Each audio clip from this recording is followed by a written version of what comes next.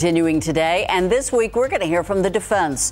Erica Hernandez has been in the courtroom for the trial of Otis McCain. She'll have the latest at noon. And two drivers colliding on the northwest side, one person now dead. What police are saying about the moments that led up to this crash. Live from KSAT 12, the news at noon starts right now. We are starting a new week in the capital murder case of Otis McCain. In this third week, it is time for the defense to begin presenting its case. However, the trial didn't start as we expected. Erica Hernandez joining us live from the courthouse with the latest. So, Erica, what exactly happened this morning? Yeah, so the court started without the jury present as the state wanted to hold a hearing about Detective Marconi's cell phone because the defense wanted to present its contents as evidence. Now, the defense argued that the evidence was necessary to establish that Detective Marconi was using his cell phone right before he was shot to send personal messages, which would then show that at the time of his murder, he wasn't actively on duty.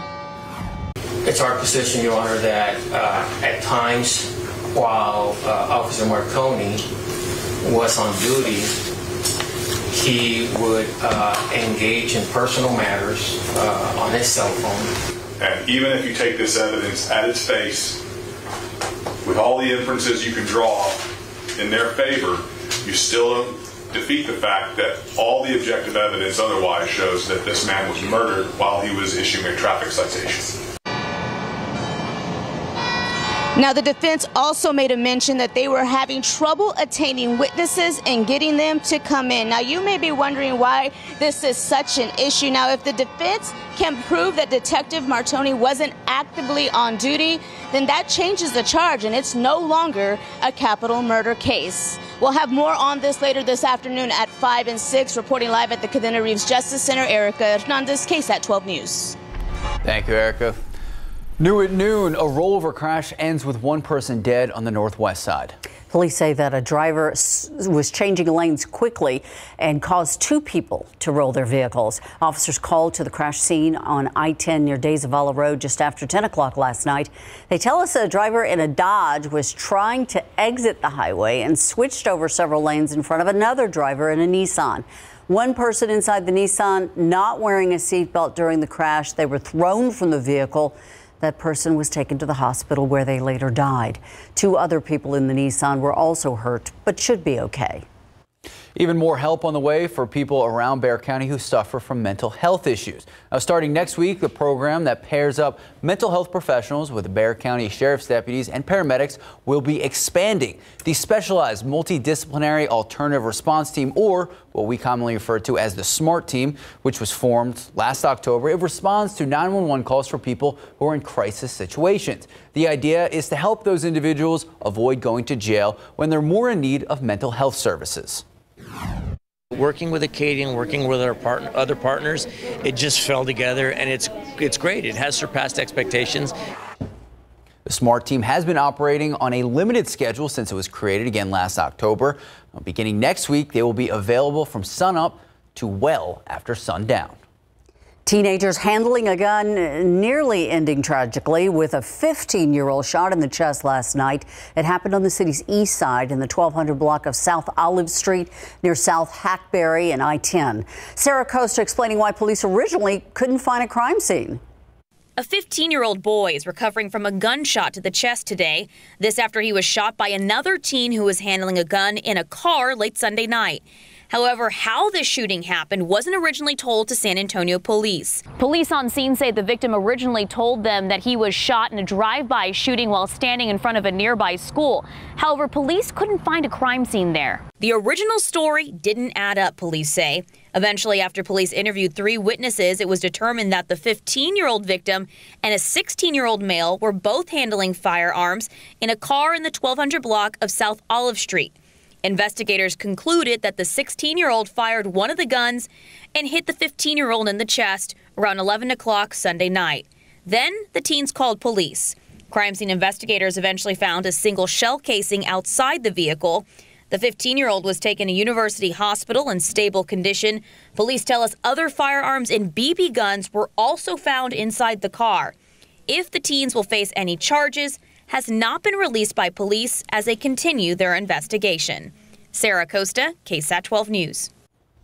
Now to the latest on the pandemic, federal health officials considering revising the mask guidelines, with the United States heading in the wrong direction with new COVID cases. Meanwhile, existing travel restrictions will remain in place. As ABC's Rena Roy explains, all of this comes after several states across the country continue to see an uptick in cases. As COVID-19 takes its hold on this country once again, we could soon see new mask guidelines. Dr. Anthony Fauci saying the administration is considering revising mask guidance for fully vaccinated people, but telling CNN local authorities should make the call. The CDC agrees with that ability and discretion capability to say, you know, you're in a situation where we're having a lot of dynamics of infection, so even if you are vaccinated, you should wear a mask. With the highly contagious Delta variant tightening its grip, the three largest school districts, New York, LA, and Chicago, requiring masks for students. Nearly 60% of U.S. adults are fully vaccinated, but cases have skyrocketed 314% since mid-June, and hospitalizations are up by nearly 40%. Florida recording 73,000 new cases last week, an average of more than 10,000 per day, now accounting for 1 in 5 cases in the U.S. Nationwide, more than 27,000 patients are being treated for COVID in the hospital. Most are not vaccinated. Right now, we're generating about 50,000 Americans getting infected. That number could easily double or triple. This healthcare worker in Alabama urging people to get their shots. For me personally, I've never been as frustrated professionally as I am right now. The White House and CDC reporting about 790,000 vaccinations nationwide over the weekend, possibly the biggest 24-hour period since early July. Dr. Fauci has suggested that booster shots may be necessary for people with weaker immune systems, saying if that third dose is officially recommended by federal officials, they'd be some of the first in line to get it. Rena Roy, ABC News, New York. More people filing for unemployment benefits in our area back in June. That's despite a late spring and early summer seasonal hiring bump. The San Antonio, New Braunfels Metropolitan Statistical Area jobless rate was at 6% in June. That's up from 5.3% in the previous month, according to new Workforce Solutions Alamo data. The metro area, encompassing several counties among key cities in the region, Converse saw a 7.4% unemployment rate.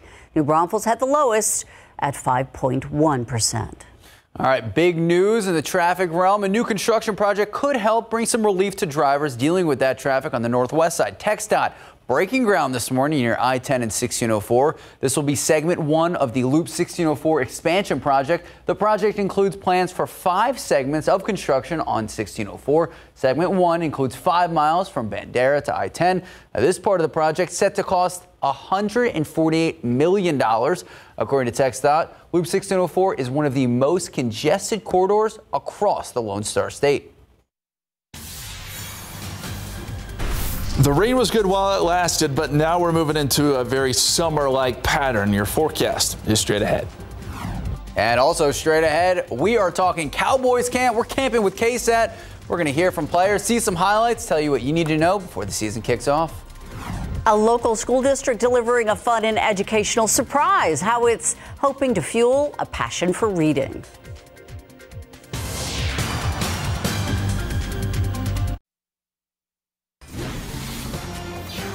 An SAISD program wants to turn students into bookworms, and they're doing it by providing free books. Alicia Barrera went to JT Brackenridge Elementary to show us how buses are playing into the plan, encouraging students to roll into reading. They're rolling into reading with free books. This program, Roll Into Reading, actually began last summer during the pandemic, and it was so popular that administrators wanted to bring it back this summer. That way they could continue to foster a love for reading. Since the start of Jumpstart on July 19th, SAISD buses have loaded up with a variety of books for pre-K through 5th grade students. The purpose of Roll Into Reading is to promote a culture of literacy and imagination at home. The SAISD Foundation provides a variety of books for the kids and even adds a fun bookmark, while the district's transportation department is in charge of making the delivery to each Jumpstart campus. Whataburger adds its signature pop of orange that makes the book drop-off even more exciting for students. You saw a number of the books we had pull-out pop-outs, which is great from some of our book partners. We hope that they just develop a love for reading. Our schools are working on that. We want to work on that by making sure there's books at home that they can access whenever they want. Create their own home libraries during the school year. We have a list of this week's drop-offs at Jumpstart campuses listed on KSAT.com, but the mission to foster a love for reading doesn't end there. SAISD Foundation tells me that they'll deliver an additional 6 books throughout the school year for kids K through 5th grade. That way they continue to expand those home libraries. Reporting Alicia Barrera, KSAT 12 News. All right, let's take a live look out at the Alamo City. We saw the sun shining around Alicia. It is 87 degrees to start your Monday. I got to tell you, Ursula, Justin Horn and I were out there this weekend. We were playing some basketball. The top of my head is still burnt. Yeah? Yeah. I got a little sunburnt too, I got to admit. I was used to having a few clouds out there. Yeah, there's none. There was none. It was so hot this weekend, so hot. And we're going to continue that trend as we get into this week. It probably comes as no surprise that the aquifer is now dropping down 0.6 of a foot to 669.8.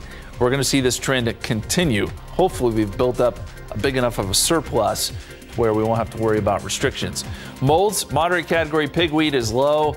We'll talk about a very small rain chance and where that Saharan dust is at the moment. We've got the latest coming up.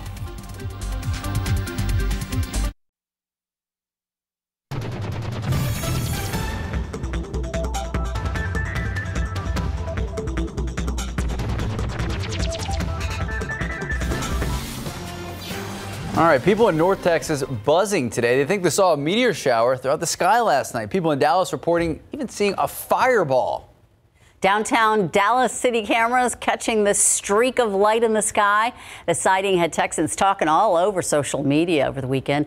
The meteor likely the part of the Perseid meteor showers, a phenomenon that occurs every year between mid-July and late August. The meteor apparently caused by debris from a comet. American Meteorological Society has not confirmed the meteor sighting. So, Justin Horn, can you confirm the meteor sighting? It sure looks good. Yeah. I remember seeing one flying right over the highway in San Antonio a couple of years ago, and everybody had a picture of it. It was so slow and brilliant. Incredible. The colors that come out of it. But yeah, the Perseids are some of the best meteor showers you'll see all year long. So it's very, very cool to see. And we've had the clear skies to be able to see some of that. So that's awesome, too.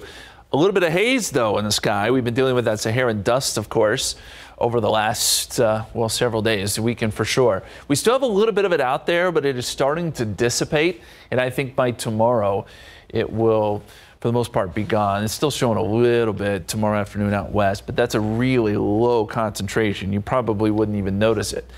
So we'll say goodbye to the dust, at least for a little while, which is a good thing, I think. A lot of us would agree with that. It is causing some allergy issues. Looking at the forecast for today, we're going to be up around 95. Of course, the important number is this number here in yellow. That's your heat index. That's the feels like. And it will be close to 100 this afternoon. A lot of places in Texas seeing that feels like number creep up to the triple-digit mark, including Dallas, Waco, even out towards Abilene. Air's a little drier out west, so you won't see quite the increase in heat index out there. Now, as we get into tomorrow, 95 heat index will probably still be somewhere around 100. That says 97, but I think it'll be close to the triple-digit mark again. We're going to see a lot of the same weather going forward as we're moving into our more typical summertime pattern. Outside right now, good luck finding a cloud. There's not much out there. 86 degrees, southwesterly winds at 6. It feels like 91 when you factor in that dew point of 70. And the cloud cover that we had this morning has melted away. We had a little bit of fog, too. That is all gone. 89 Stinson, 88 Pleasanton, 85 Seguin, 89 in New Braunfels. Little area of some cumulus clouds developing from Kennedy to Gonzales, where temperatures are in the upper 80s. And sunny skies out in Del Rio, one of the hot spots, 91. Dew points in the 70s. This is still the oppressive category. we've had a hard time with dew points this year. They haven't really fallen off much at all this summer. And so that's why we're still concerned about the heat index during the afternoons. We're thinking that it will feel like 101 here in town today, 102 Pleasanton, 104 Beeville, a lot of places in the triple digits, minus the hill country for that heat index. Here's the big picture. We got high pressure starting to build in across the middle part of the country. It is going to take hold. It's going to grow a little bit. And so really the active weather is going to stay relegated to the coasts, places like Florida and the East Coast, and then some very welcome rain out across parts of Southern California. Do want to show you though on water vapor, we're noticing a little bit of a spin right there. And that is an area, a little area of low pressure that'll work into Mexico tomorrow. It's pretty far to the south, but it still could throw a little bit of moisture in our direction and maybe get a few showers going by Wednesday. And anything we see is going to be few and far between, but the chance is there. This is 4 o'clock tomorrow, a couple showers along the coast, and then as we head into Wednesday, a couple of isolated showers or storms. Can't rule it out. We put in a 20% chance. Very quickly, we got to talk about the tropics. There is a little disturbance out here. The Hurricane Center is watching, only about a 30% chance of development. It's just going to meander around. I don't think it's going to do much, but we'll keep an eye on it. And then as we look further out, there's not much out there. Looks like things are pretty clear for now. The season has slowed down a little bit after a quick start. We're still waiting on Fred. That would be the next named storm. If you remember this time last year, we were already dealing with the H named storm, Hannah, that was making landfall along the Texas coast. 95 tomorrow, 10% chance. 94 Wednesday, 20% chance of rain, and then just some heat as we finish out the work week and into next weekend, guys. So we'll have 2 days of July temperatures. Pretty much. Yeah. All right. Thank you. Thank you, Justin. All right, we are camping with KSAT. That is because Cowboys reporting to camp. We have so many storylines to tell you about. We have Dak. We have Zeke running strong. There you go. Number 21 looks great. And also, we are hearing from head coach Mike McCarthy. Talk about strong. Look at the beard game. We're going to give you an inside look just a bit.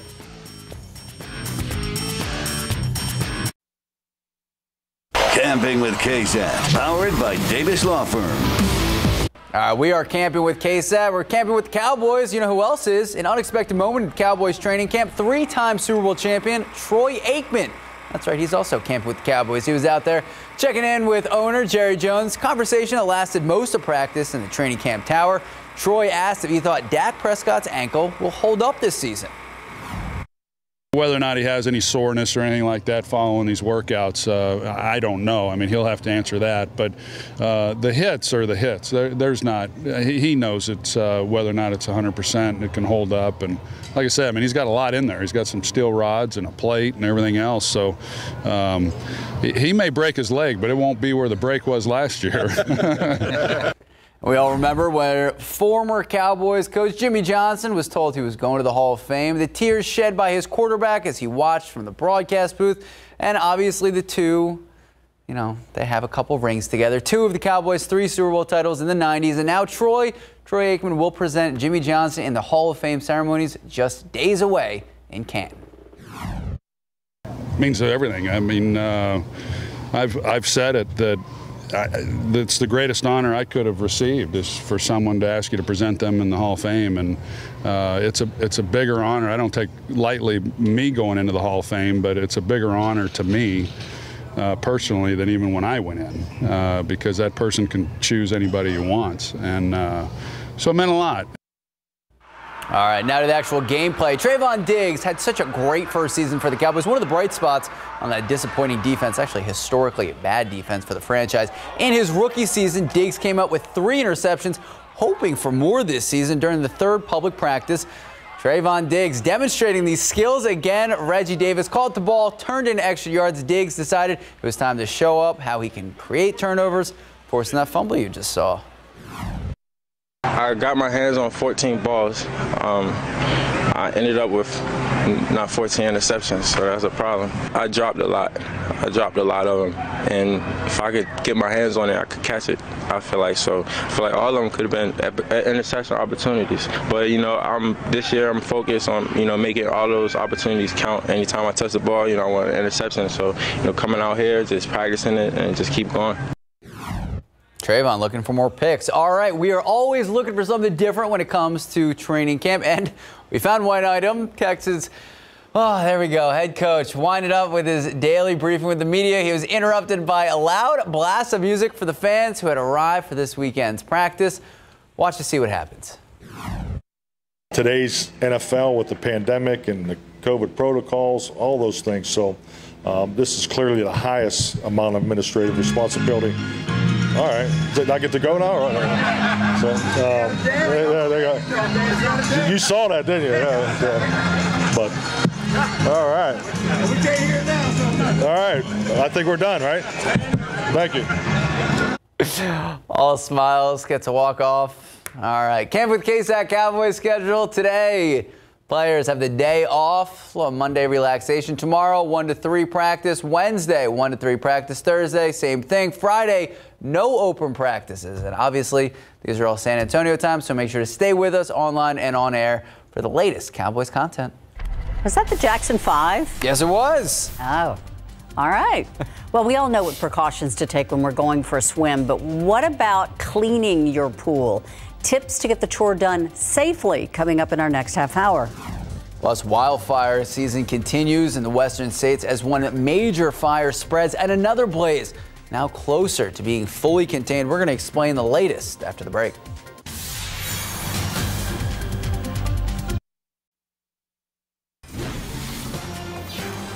We have some late breaking news in regard to our top story this noon. The defense now in the Otis McCain case has rested. Now, Erica is joining us live once again from the courthouse. So, Erica, we understand the defense only called one witness to the stand.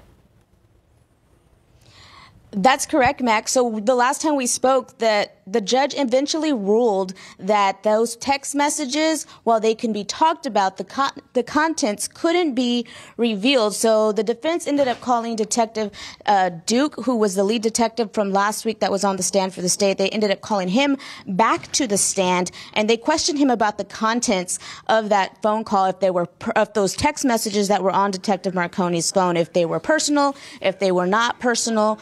And he ended up telling them that he only assumes that they could have been personal. And the last text message that he answered was at 11:30 a.m. that morning, which was about 8 minutes before he was killed. Now, after that detective finished his testimony, the defense said that's it. They rested, and now we're just awaiting for the actual charges to be read to the jury. Again, the jury was called back, so we're waiting for those to be written up officially for them both to agree, and then the judge will then read them to the defense, and they will then read them to the jury, and then we will hear closing arguments, and then we could have a verdict by the end of today. Unexpectedly, is it because the cell phone cell phone messages were not able to be read before or shown to the jury that basically the defense just collapsed its case? I'm assuming that's the case, Ursula. We're not totally sure. We haven't been able to speak with anybody about this since they're still in the courtroom. But like I said before earlier at noon, that if they were able to prove that he was not actively on duty, those capital murder charges can then be dropped, lowered to maybe just murder charges. But it seems that they also didn't have any other witnesses lined up. There was nobody else here. They did mention earlier that they were having trouble attaining witnesses. So it was really rare for us to see that they just called Detective Duke back to the stand, and then that was it. So most of their case may be presented later after a verdict is read or not. It just depends what the jury comes back with. All right. Erica Hernandez, thank you so much for your time. We'll be checking in with you throughout the day. Now to your morning headlines, your afternoon headlines. President Joe Biden, Iraqi Prime Minister, set to announce that they have come to an agreement to end the U.S. military's combat mission in Iraq by the end of 2021.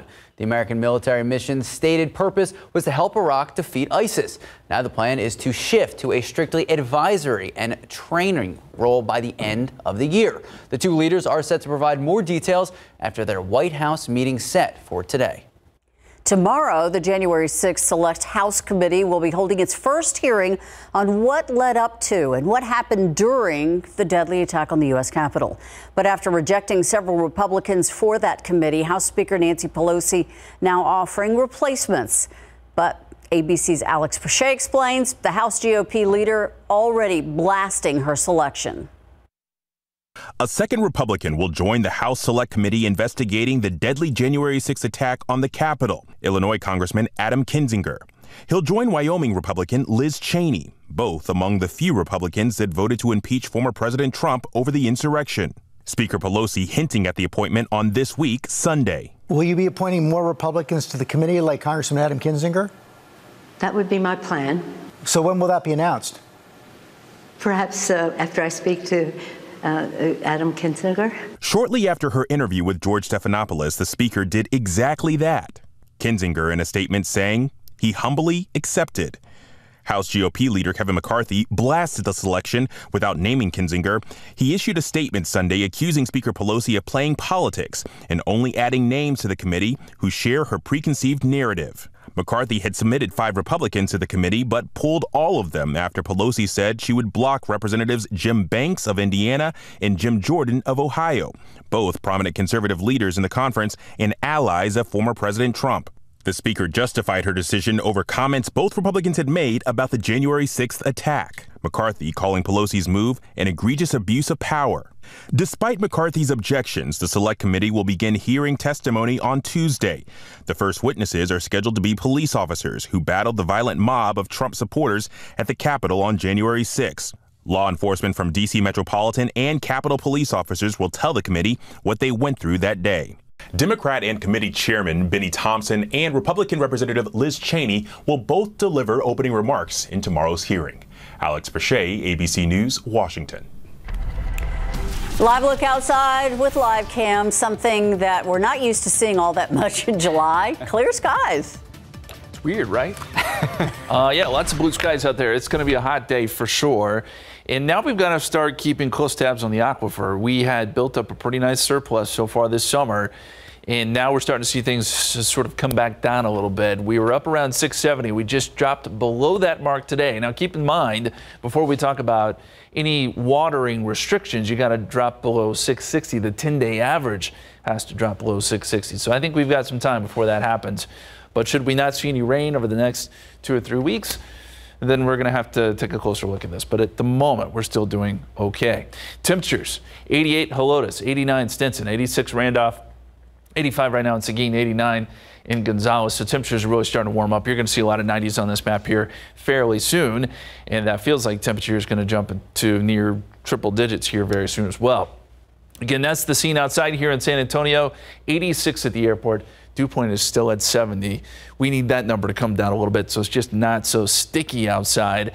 Forecast calls for a high right around 95. We'll drop down to 92 by 7 o'clock and then 85 by the 10 o'clock hour with mostly clear skies. Guys. Thank you, Justin. Now to the wildfires that are burning out of control in western states. California's largest fire grew bigger after it merged with a smaller blaze. The massive Dixie Fire destroyed dozens of homes and continues to be difficult for crews to contain because parts of this fire are not very easy to reach. Meanwhile, numerous other fires gaining strength and threatening property across the West.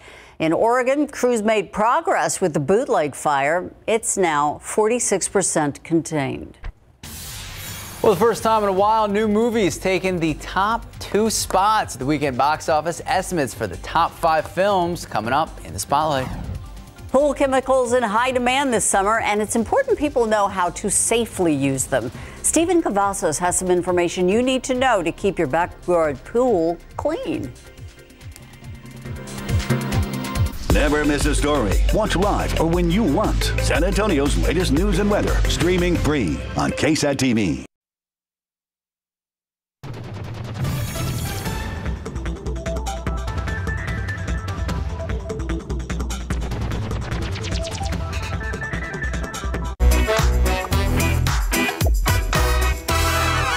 This is your daily tech and business briefing from Cheddar News. Electric vehicle startup Rivian closing a $2.5 billion funding round that was led by Amazon, Ford, and T. Rowe Price. Now, overall, the company has raised $10.5 billion to date. This comes days after Rivian announced plans of opening a second manufacturing plant here in the U.S. Meanwhile, General Motors and its Cruise robotaxi subsidiary suing Ford for alleged trademark violations. GM claims Ford's use of the Blue Cruise name infringes on GM's Super Cruise trademark as well as Cruise's trademark. Now, Ford responded responded to the suit, calling it meritless and frivolous. GM first announced in 2012 they would be using the name Super Cruise for its hands-free driver assistance technology. This while Ford announced the name Blue Cruise for theirs in April of this year.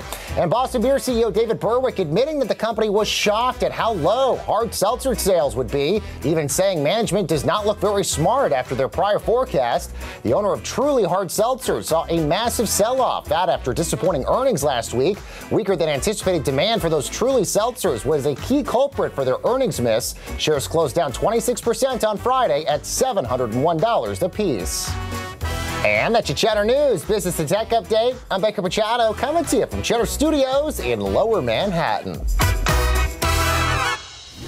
Summer now in full swing, and we're always looking for a great place to get cool. That's right. For a lot of folks, that means jumping right into the pool. But before you break out the swimsuit, you got to make sure the water is clean. And for a lot of people, that means pool chemicals. And they're dangerous. You need to know how to use them safely. Stephen Cavazos reports if your chemicals are mixed up the wrong way, you could get hurt.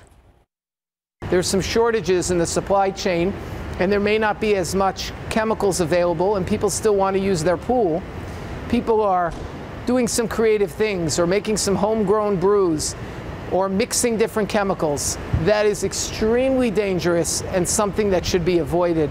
Dr. Baruch Fertel is an emergency medicine physician for Cleveland Clinic. He says poor chemical industries happen every year. So what can a pool owner do to stay safe? He says for starters, make sure the chemicals are properly stored. They should be kept in a cool, dry space away from anything flammable. Next, open containers outside where it's ventilated. You don't want to risk inhaling toxic fumes. The CDC also recommends to wear safety equipment like masks, goggles, and gloves when handling those chemicals. Finally, always remember to pour the powder right into the pool water. If the opposite is done, it can cause a dangerous reaction.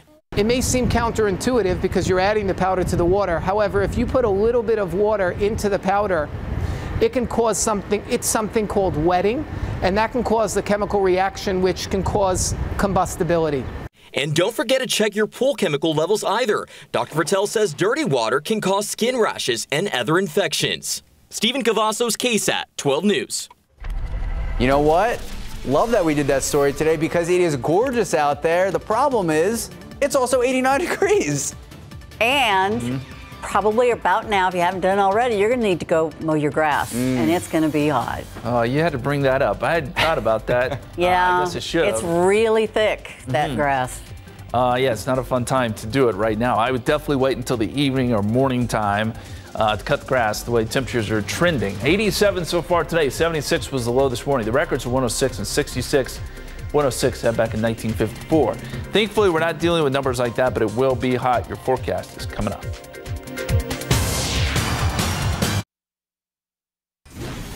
Welcome back and happy Monday. 12:45 this Monday afternoon, and it is finally feeling like July.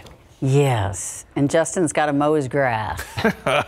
Keep reminding me. Yeah, no, I'm going to get on that. Like, You know, we had to actually kind of mow twice. It was so thick, and, it's just tough on the lawnmower. Well, there's still actually quite a bit of soil moisture out there, so the grass is still doing okay, but it's only a matter of time before we start to see things turn maybe a little bit brown.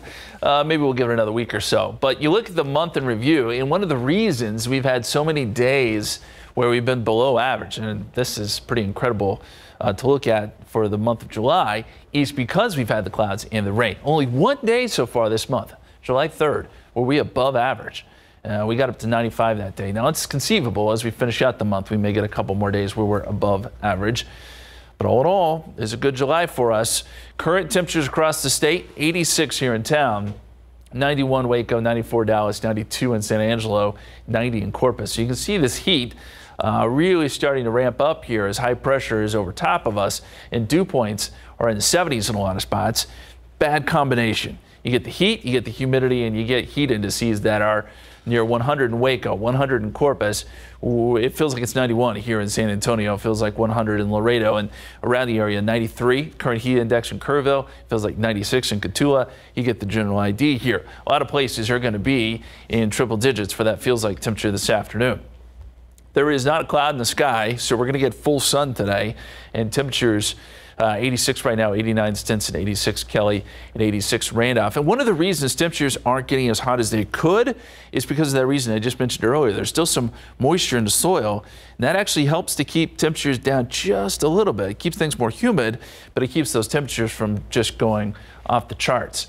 Well, looking at the satellite and radar, obviously no rain. There is a strip of some cumulus clouds. It looks like Nixon to Floresville over to Gonzales, but these certainly will not bubble up into any showers or storms today, as we have sinking air over top of us. Big picture here. Showers and storms lining up from Memphis over to Raleigh, where there is a severe thunderstorm watch box. They could get some severe weather there across the Appalachians and towards the East Coast, and then some rain in parts of California, so much needed rain there. High pressure, though, in control across the middle part of the country, and that's not only going to keep Texas toasty, it's going to keep a large portion of the country very warm. One thing I will point out, though, is this little area of low pressure down here in the Gulf of Mexico, little westward moving system here, and we're going to get some disturbances moving east to west across the state next couple days. Probably won't do too much for us, but there's an outside chance it generates a shower or storm. So we're going to put in some slight rain chances on Wednesday as this system passes just to our south, then eventually moves away and high pressure builds back in. So by Thursday and Friday, we're still back in the heat, really. And the forecast shows that we'll get some more clouds moving in tomorrow. So you will notice an increase of some high and mid-level clouds. And then by the afternoon, a couple showers may develop along the coast. And then by Wednesday, I think even here in San Antonio, we have the chance to see a shower or storm. Rain chances 20% or less, but the chances are there nonetheless. And you see a couple of isolated showers popping up here with the computer model. Forecast looks like this: 95 tomorrow, 10% chance of rain, 20% chance on Wednesday, 94, and then we'll go 95 Thursday, 96 Friday. And I think by the weekend, we're not going to be in the triple digits, but we'll be flirting with it. And certainly some places around the area will get to that century mark. And even going into August, it looks like it'll be pretty warm too, with more 90s on the way, guys. Thank you, Justin. No triple digits, though. Put optimism. Yeah. It's going to feel like it. A box office champ falls hard in the second week. Meantime, a pair of new films taking the top spots. We're going to have a look at this weekend's box office after the break.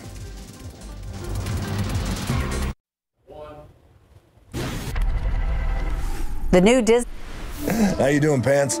Dwayne Johnson and Emily Blunt bring the Disney attraction Jungle Cruise to life in a whole new adventure, taking us on a dangerous journey down the Amazon in search of a different kind of treasure. Legend has it that there is a tree that possesses unparalleled healing power. It will change medicine forever. Johnson is the skipper of the boat. Blunt plays a researcher with an Indiana Jones-like vibe. When I read the script, that's what leapt off the page. It was so alive and silly and whimsical, and I loved it. That was the goal, by the way, from the beginning with the development of the script, is to create a movie based off this iconic Disney ride that families around the world love, that was through the point of view and the eyes of the female hero, who was a female version of Indiana Jones. I got it. I don't got it. Frank, get off me! What are you doing? I'm trying to get traction. This is ridiculous. No, wait. Just leave me alone. That was a disaster. You're too heavy. Johnson's character makes you smile with his corny punchlines. Thank you very much. Music to his ears. Thank you. It's called being a great pun slinger. Yeah, no. Huh? No. Like that? I hate pun slinger. They were able to sort of create an environment where one was able to improvise and throw jokes out and really have fun with it. That set was the most loving, the most fun place I worked with in a long time. It's impossible. Snakes come out of your face, and it's really creepy. No, my mom who's here, she is going to freak out. She doesn't know.